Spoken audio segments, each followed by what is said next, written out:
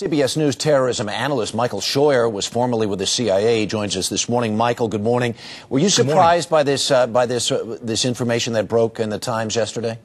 Harry, from what I've heard, it's exactly what we told the Clinton or the Bush administration before the war in Iraq. It was obvious. You know, you can have unintended consequences, but you shouldn't have unexpected consequences. And what we're seeing in Iraq now and around the Islamic world was exactly what at least the CIA expected before the Iraq war began. It's so interesting because there was no connection between al-Qaeda and Saddam Hussein. This war starts, and basically what this report is indicating, we've created what is in essence a terrorist utopia over there. Well, close to a utopia, but I think what we should remember is that the Iraq War accelerated a process.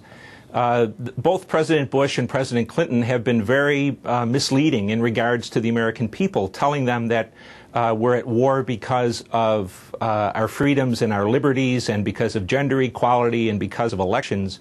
None of that is true. We're at war because of what we do in the Islamic world. And Iraq is kind of the perfect example to prove that point.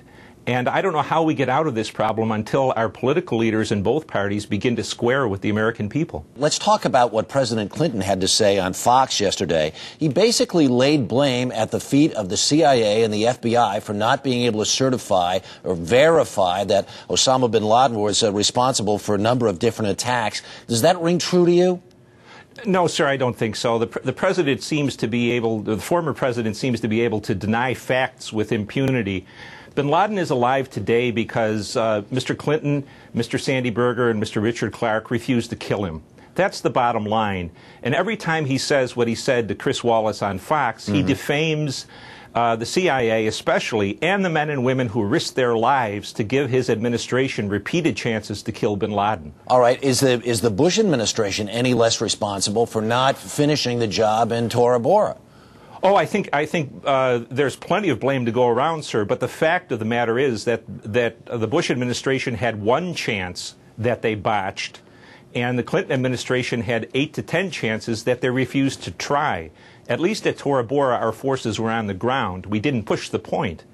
But it's an incredible kind of situation for the American people over the weekend to hear their former president mislead them. And with this also further revelation that, in fact, the war in Iraq has only exacerbated the terrorist situation.